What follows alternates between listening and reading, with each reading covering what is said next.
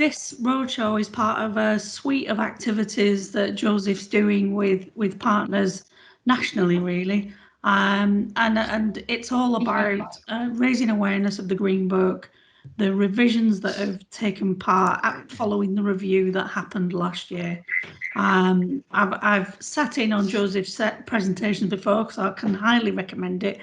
And Joseph's going to do his session on sort of a broad overview of what the Green Book is, what the changes are, and how it can help you. And then we've got Delma, who is the director of the Economic Intelligence Unit of the Black Country Consortium, who's going to do a bit of an overview in terms of what those changes that Joseph's going to highlight might mean for us in practice within the region and the wider Midlands.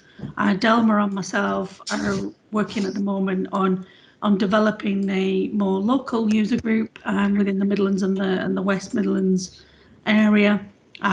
So we'll come back to that at the end, and will be sort of the link point on developing that in the future as part of the Midlands Engine activity and the Combined Authority activity. So without further ado, can I hand over to Joseph then, and please put your questions as we go in the chat bar. Thank you. Thank you, Rebecca. Well, look, hello, West Midlands. I'm not far from you. I live actually halfway up the last big hill in the Cotswolds, which has got a mast on top that generates, well, sends out, doesn't generate, TV signals that many of you will watch. If you watch BBC and ITV in the Midlands, you're probably getting them from the Larkspur aerial. So I'm about 8 or 9 miles south of Stratford-on-Avon, actually. Not that it matters with the wonders of technology and Zoom, I suppose. That's now, yeah. Briefly, just to go over where all this came from and the roots of the furore around the Green Book. This has been building up between 2018 and 2019. The Green Book became a bit of a political football, and many criticisms were made of it. Some by people who knew a little about it, some by people who knew absolutely nothing about it and had never opened it. But it was a popular thing to talk about, and it became a bit of a lightning rod for discontent about government capital spending. And by the end of January, by the end of 2019, in the new then administration that we're quite used to now, Boris's government, there were a lot of criticisms in the context of a levelling up agenda, which was one of the big ideas of this administration, and the Green Book was being blamed for that, as well as almost everything else you could think of that people didn't like. And it was decided really that we should actually have a look at it. And the allegations made ranged from systematic bias towards London and the South East to the fact that, well, the Treasury only cares about benefit cost ratios, and there's all sorts of other things it ought to be care about, that we overlooked unmonetized benefits, that there was no allowance whatsoever for change like transformational change or other complicated effects, and it couldn't be done because cost benefit analysis can't do that. And there was no focus on where or who feels where the effects are felt or who feels them. And really the guidance was responsible for many faults, which were really failures of strategic policy. And we decided, well, look, given this hail of concern, what we should look at is the Green Book itself. We should look at then what people believe it says, as well as what it actually says, and how people are behaving in terms of applying it or misapplying it, and what people are coming up against when they're trying to get things done. So we looked at the whole spectrum, including the Green Book, and took the view that every criticism is telling us something, even if some of them seem a bit batty on the surface. They're telling us something which people believe, or they've got a problem with, or they believe about the Green Book, and we have to look into it because we can learn from it, even if we think that perhaps the question is rather strangely put.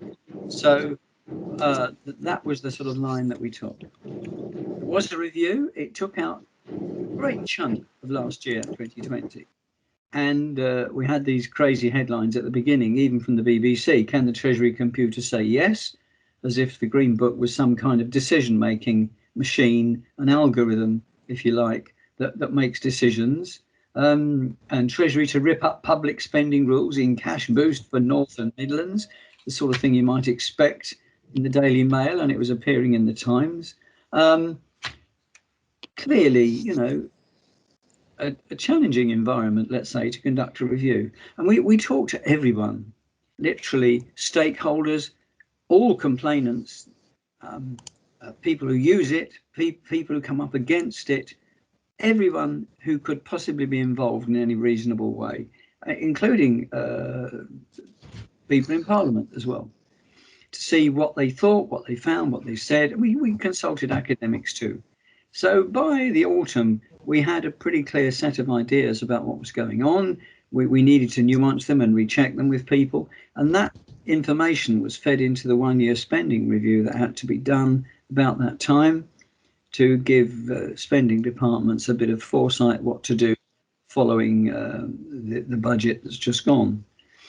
And we managed to publish the final report of the review and a completely refreshed Green Book on the 25th of November.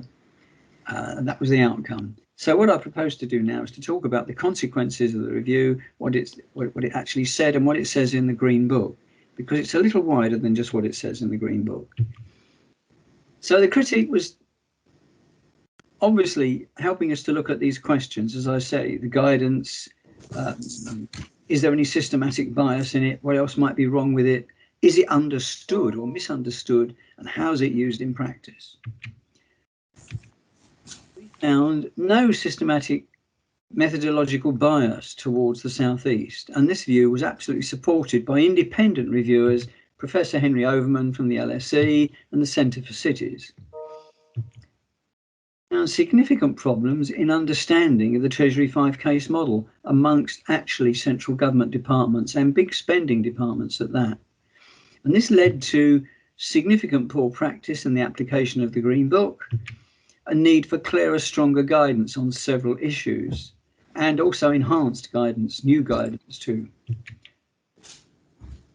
Quick refresh about what the Treasury says about the 5-case model, since actually the 5-case model is at the root of everything. This is an attempt to depict it as a pyramid, which if you had a drone and you could look down on it from the top, it would look something like that, a pyramid with 5 sides. And the point of it was to say, well, look, actually, this particular pyramid has 5 sides, but they're interrelated. The pyramid doesn't make any sense if you just look at one of them. And one of the things we said was, well, we cover all these things, like the business need we're trying to meet and planning everything from the strategic case to looking at the options in the so-called economic case, which is really about social or public value, through what we can actually buy when we're looking at commercial strategy and procurement, through to what it will cost us and where we get the money, and whether a particular proposal is deliverable or not. And these things, we said, really can't be looked at in isolation. The Green Book had always said that, and yet we found they were being looked at in isolation. We said, well, that's crazy.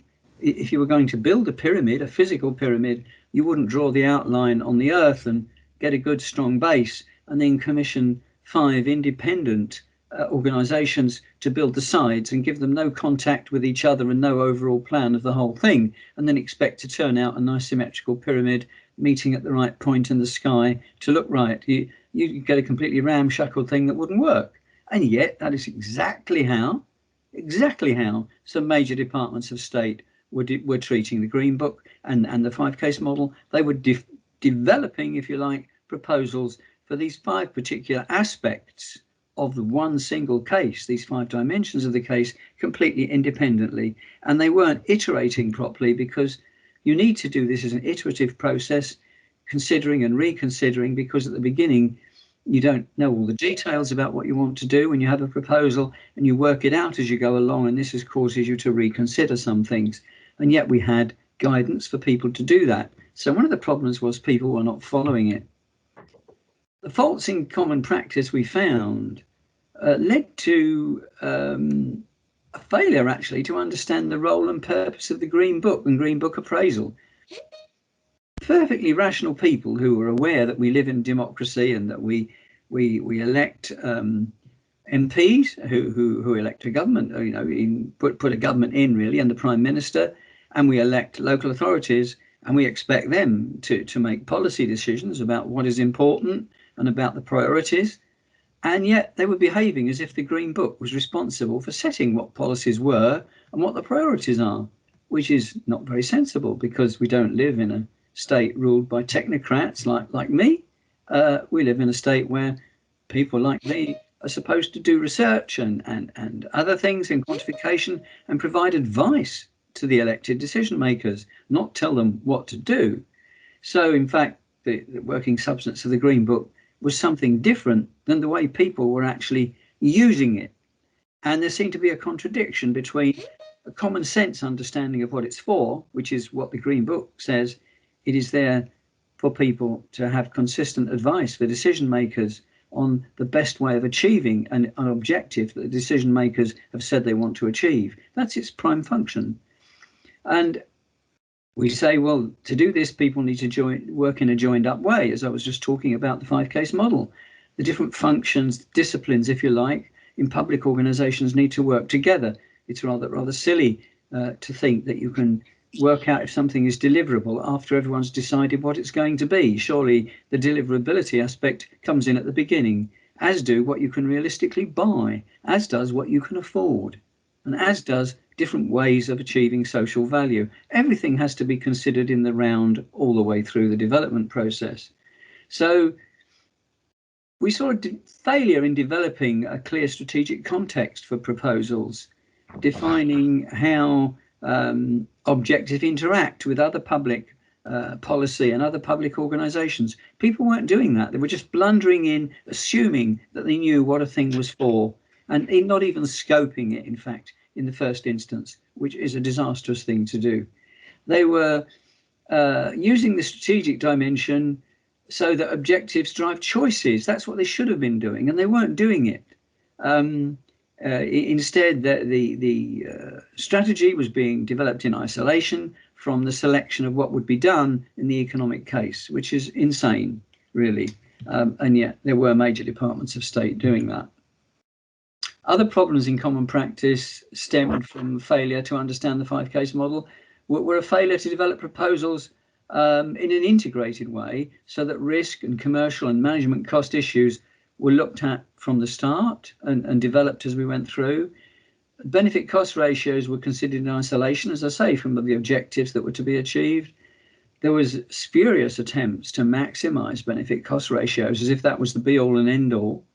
And there was a failure to apply optimism bias correctly or to conduct appropriate risk management and planning, both of which are actually rather important in major proposals for spending public resources. Other problems were a failure to conduct long list analysis and short list selection as set out in the guidance. This resulted in narrow thinking and retrofitting of what people first thought of and not real deep consideration of alternatives. So benefit cost ratios ended up not properly considered, and actually they weren't done linked up to the SMART objectives. This led to spurious BCR maximisation, as I mentioned before, and a failure to apply optimism bias correctly. People were just resistant to optimism bias because it would make their proposal look bad and be less likely to be achieved, or at least not achieved, but less likely to be approved.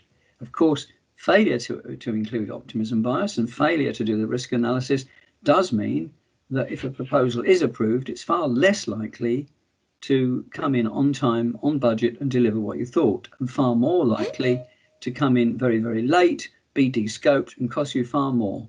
And so actually, it's to not do these things is to engineer in institutional failure, which is what we found was going on. The results and the key changes that the November 2020 Green Book in overview are these: stronger guidance on the appraisal process and stronger guidance on joint working in the 5-case model, clearer guidance on the strategic and economic dimensions of the case and how they relate to each other and how the strategic choices drive the economic selection process. New guidance and obligations to consider place-based issues and effects. That is, anywhere that with a geographical boundary that you want to put around it and you want to look at what's going on in that area. Somewhere like, for example, the West Midlands. And new guidance on transformational change and systemic and dynamic considerations. Those things that go on in the real world that people said, but you can't do that inside cost-benefit analysis. And we came up with a program to create a significant change in the culture of understanding and application of the improved guidance that we published in November 2020.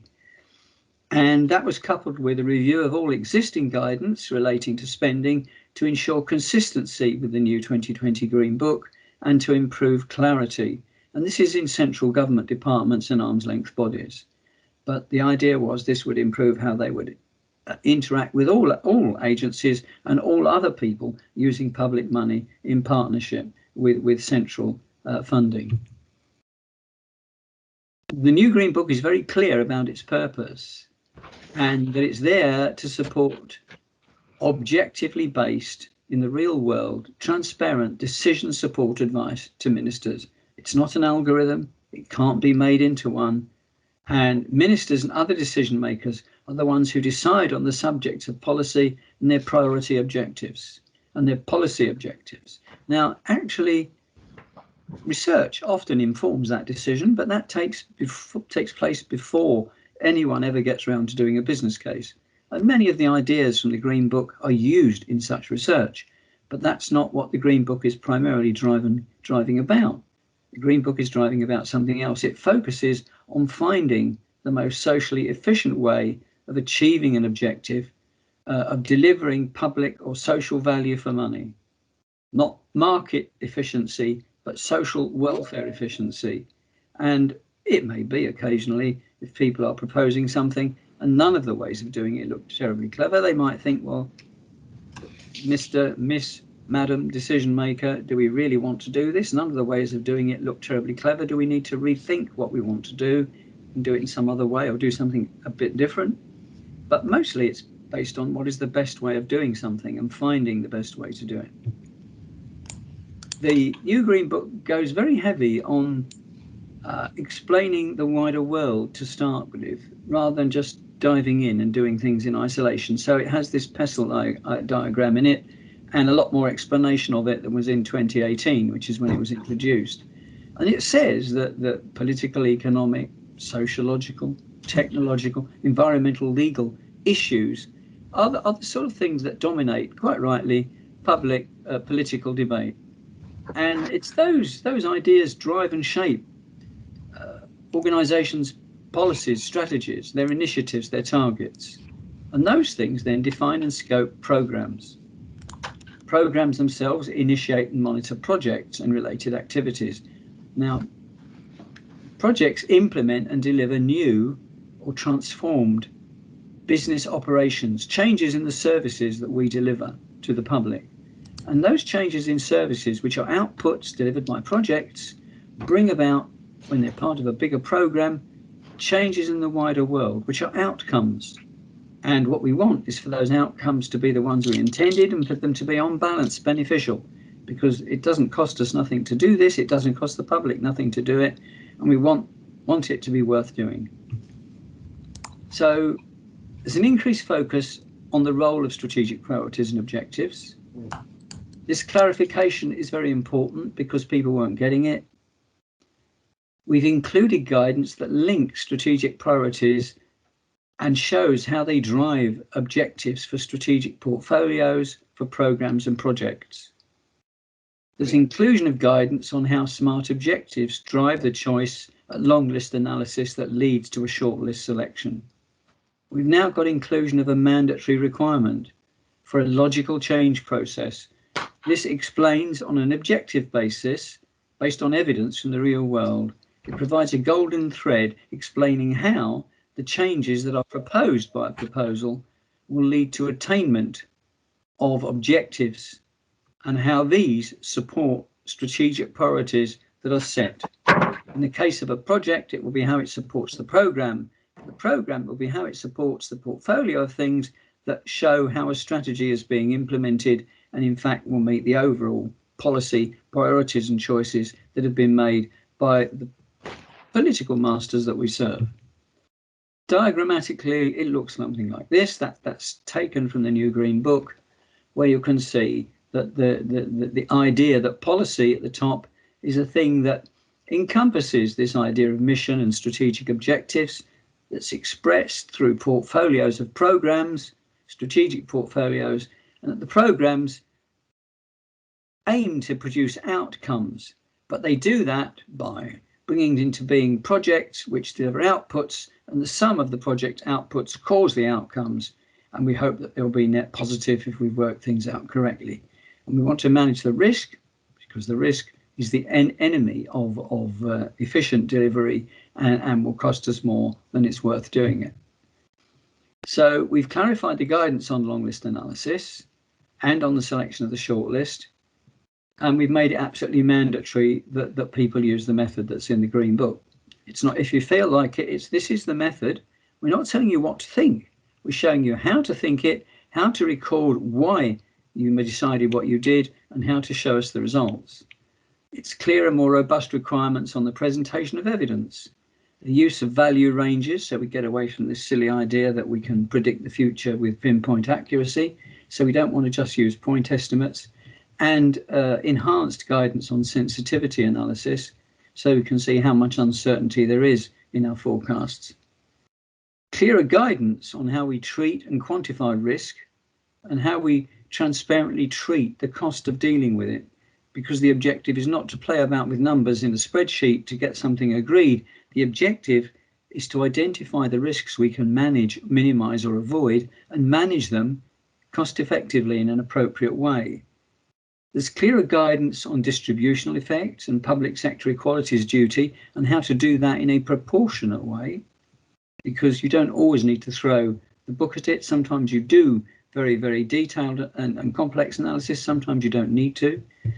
And there's new guidance on place-based appraisal. What do we do in a particular place, a particular area? And it could be a place like a city or a town or a village, or a large conurbation like the West Midlands, or it could in fact be a slightly more challenging place to think about, but one you can define, such as rural areas, which you can define as all those areas that are not made up of a town or a village or whatever above a certain size. That guidance is now firmly in the Green Book. Social value for money is clearly defined. In fact, in Chapter 5, Table 18, it's set out for people to copy. There is a absolute guidance that every option in a short list of options to achieve a particular output or outcome must meet the SMART objectives. If it doesn't meet the original SMART objectives, it cannot be value for money. Our DD at the time, a deputy director, said, some of these business cases we've seen by departments are crazy. It's a bit like somebody sending their young teenage son or daughter out to say, look, I want you to go and buy yourself the ingredients of a healthy meal. And they come home with a bulging shopping bag and say, I've just done a fantastic deal. You won't believe it when I show you. I got everything really cheap. And they open it out on the table, and it's full of cheap sweets. Now, it may be they bought them very cheaply, but they've got nothing to do with a healthy meal. And that is exactly the mistake that yet some departments of state were making by this focus on the benefit cost ratio. Optimism, bias, and risk costs must be included. They're mandatory. You must try to identify them and show what you've done and where they fit. We must look at risk mitigation and management. They must actually be provided for in the management case, in the financial case, in a correct way, so that we are in fact not just blundering into things. Objectives with significant but unmonetizable benefits must be accounted for by revealing the cost of their inclusion. So if you like, if there's something very, very significant where in fact you know, we do know what the cost of doing it is, but we can't really work out what, in a quantitative way, what the benefit of it is. But a lot of people think it's terribly important. Then we have an option that includes it and an identical one in every other way which does not.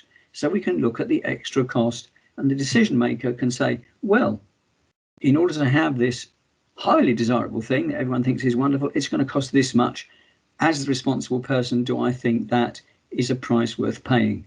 That is entirely the kind of decision we elect these people to take, and it's entirely reasonable to say that the power lies with them, not with some green book algorithm to take the decision on their behalf. We have a program which is quite ambitious, and we're going, I hope, to see widespread training across the public sector. We want to see internet-based support site and use of technology to support that. And one of the things we want to see is a user-led community of good practice, which is what the idea of the user groups is about. We want users to be able to come together virtually for the moment, but when we're out of this, perhaps physically as well sometimes, and to present to each other their experience, to exchange information, to learn, to get messages from the centre, to deliver messages to the centre, and really build a culture of common understanding and good practice amongst users. Early in this year, we are planning to publish new extended optimism bias values based on a big study that the Infrastructure and Projects Authority commissioned from experts at the Side Business School in Oxford. A new guidance on strategic portfolio business cases, telling people how to think through what is required to do a portfolio of programs that will show how you can express your strategy in operational form, and a review of social time preference discount rates as they're applied to climate change and any other irreversible environmental effects. I mean, as you know, we're legally bound now to the net zero bind by the government, and it's absolutely necessary that we just think about how we do social discounting in that regard. And that review is going on now, and we're consulting anyone who wants to be consulted on the matter, if you like. The new guidance in the Green Book is available. Just Google HM Treasury Green Book.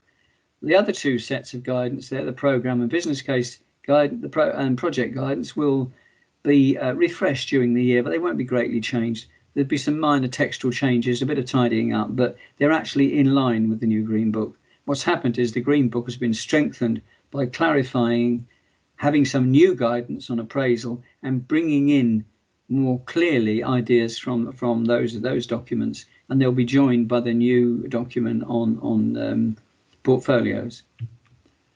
More detail on the place-based stuff, which I suspect you might be more interested in. We are now allowing local employment effects in a new way. This idea was introduced in 2018, but there's much more explanation of how to do it in the new Green Book, and we've included new values that can be used, multipliers, if you like, so that new jobs in a particular area, whether they're brand new jobs or whether they just moved from somewhere else, can actually create further employment in that area. And this stuff is based on reviews of academic studies over the years that have been done, actually by Henry Overman from the LSE, and we've been advised by the What Works Centre for Economic Development, and those are the values that we are using. Where place-based appraisal sits in relation to UK appraisal is, this is an attempt to explain that. Many of the central departments were confused because they thought there was only one, and they didn't realise how you could do both. And what we've said is, where there is a policy or proposal, the central focus which is to do something. If it were the West Midlands, if you were suddenly to lose a large slice of industry, sadly the West Midlands has already lost a large slice of many industries, as many places have, but if you were to lose more, then you might have a policy that was designed to deal with that. And we said, look, where you're doing a place-based appraisal, that is the main focus, and you do that appraisal. You also do on the side one for the UK nationally, just to see that by doing this place-based thing and not doing anything wildly damaging. Very unlikely that you would, but the main focus is on the place-based thing. We then say, well, where you've got a national proposal that has significant place-based effects, perhaps on a number of places, then you have to look at each of those places and do a place-based appraisal there and see what the effects might be. So, in other words, you've got a national appraisal, but you also want to know strongly alongside it what you're doing to places in the UK that are differentially affected by it. Lastly, where you've got a national proposal without radically different place-based effects, it's more or less the same all over the place, then you really only need to do a UK-based appraisal. But in all of them, we're saying you need to take account of other distributional effects. It could be income distribution, or it could be other distributional welfare distribution effects. And in particular, remind people of their duties as public sector workers to be bound by the provisions of the Equalities Act, which means we have to consider the effect on a number of designated groups within society. Transformational change is the complication that people said couldn't possibly be dealt with by the Green Book. It's impossible. They also said systemic effects. The economy, society is a complex system. Benefit cost ratios and cost benefit analysis can't deal with that.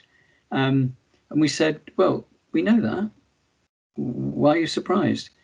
The Green Book has never been just about cost benefit analysis, and certainly not since 2003 it hasn't. If you look at it and read it, you'll see there's a whole lot of work you're supposed to do before you get down to your short list of things you do cost benefit on, because we know the nature of cost benefit is that if you put nonsense in, you get nonsense out. We know that. So we want you to look at things like systemic effects. We want you to look at dynamic change in the underlying relationships over time if you've got a long run proposal. We want you to look at transformational change if it's relevant. But transformational change has become a bit popular lately. I don't know if you remember, sustainability was very popular in the late noughties. In fact, in the early noughties, it got to a point where every proposal going had sustainable tacked on the front of it just to make it look more appealing, whether it had anything to do with sustainability or not. We wanted to stop that sort of nonsense from happening. So we worked out what we thought was a workable definition of transformational change and said, look, for a thing to be transformational, it has to have these properties as far as the Green Book is concerned. So where it's a specific objective, you can consider, is it transformational or not? Where it may result as a collateral unintended effect, then you can actually look and see. And where change is taking place outside of you, independently in the external environment, for example, global warming, which quite clearly is transformational, then you have a duty to look at the effects of that and take into account. You don't, build on a floodplain without thinking very carefully about it. And if you absolutely have to do it, you take certain measures in the building that you make to manage that risk. So this was to do with the planned achievement of transformation. And transformation, if you want to do that, you're thinking in terms of portfolios of programs, or at least programs. You don't bring about transformation with a simple project because it's too big and too complicated. So we have defined what we mean by transformation, and that is in the new Green Book, and that's to stop people just applying it willy-nilly. On culture change, the training program we have is that we are producing a short, intensive half-day course for the senior civil service to outline the complete change in approach and what should be done. And the plan is that that will also be delivered to spending approvals committees throughout central government and arm's length bodies. And it will be provided to all accounting officers. Those are the people to whom the money is delegated by the Chancellor. So that's a big slice of very senior people that will be trained. There'll be communication across all functions and professions within the public sector of the key results of the review, and in particular the need for them to work together, and also for cross-functional working between departments. So often we've heard about problems arising where down at a local level, MHCLG were wanting one thing and transport wanting another, or they weren't quite matching up, and this was creating difficulties. And we're pointing out very strongly in the Green Book exactly how central departments are duty bound and must work together from the outset. There's a new approach to the spending review process and re-education of many of the Treasury spending teams who seem to have overlooked some of the training that they've been given, so they don't concentrate just on benefit cost ratios. There's renewed promotion of the Better Business Case Accreditation and Training Programme, and we want really to see everyone in the public sector who's going to use public resources availing themselves of that. It has trained thousands of people since the end of 2013 at its inception, but there's a great deal of churn in jobs in the public sector, and also it's a huge beast, isn't it, the public sector, especially if you include the NHS, which we do. That's a lot of people to be trained. In fact, the NHS have taken all this to heart and have got their own training department now and are training people in the business case methodology, because they lost a lot of expertise during the last 10 years as they were slimmed down under austerity, and they've realised now that they badly need that because they've got lots more money coming along and they want to spend it wisely. There's promotion of a refreshed web-based Treasury Masterclass for people who review business cases, and that can only be obtained through the Treasury, but it is available for a very modest fee. People can book to come on it. There's going to be support for including modules on training about the Green Book and business cases in a number of things, the Cabinet Office project leadership programs and in policy profession training.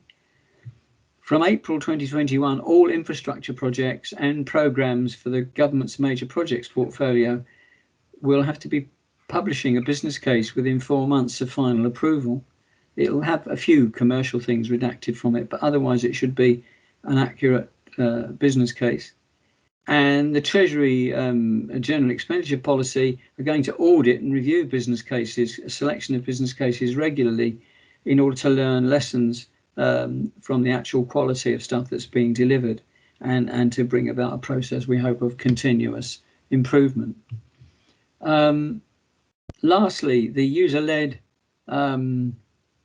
if you like, attempt to improve all this. We want to see at least 2 or 3 meetings a year, maybe more if users want them. But first of all, a web-based, eventually physically large-scale meetings.